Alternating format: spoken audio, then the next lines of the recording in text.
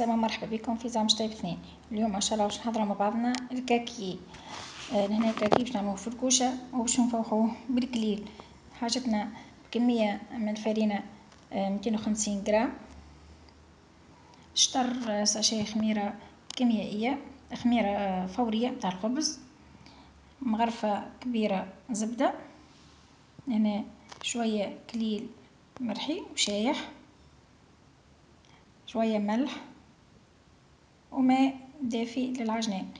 باش نحضروا الكاكي، ناخذوا الفرينه ونزيدوا الكليل مرحي وشويه ملح، هنا الخميره، ونبسوا الكل بالزبده.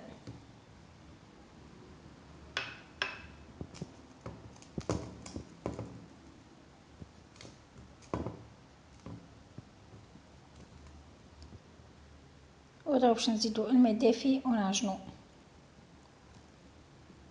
هنا العجينه ما تكونش طريه، تكون شايحه.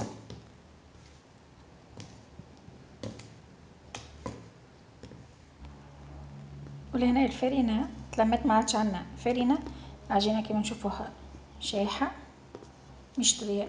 طيب باش نعجنوها بالباهي. وتوا بعد ما عجناها بالباهي باش نغطيوها ونخليوها تخمر مدة باهية، تقريبا نص ساعة ولا أكثر شوية، حتى وين تتضاعف في الحجم. وهذه العجينة نتاعنا بعد ما تخمرت بالباهي كما نشوفوا لهنا. وتوا باش نقصوها معناها طريفات كما هكا، ونحلوهم على الرخامة ونعملوهم صوابع جواد بالطريقة هذه، ونحطوهم نرصفوهم في الطبق ونرش عليهم شوية ملح. ناخذ هنا ملح ونرش عليهم شوية هكا، وندخلوه للفور 180 درجة تقريبا 20 دقيقة حتى وين يحمر. وهذا الكاكي نتاعنا حاضر بعد ما خرجناه من الفور. لهنا باش يلصق لنا الملح نمشيوه هكا ونجيو يعني باش الملح يلصق في الجناب الكل.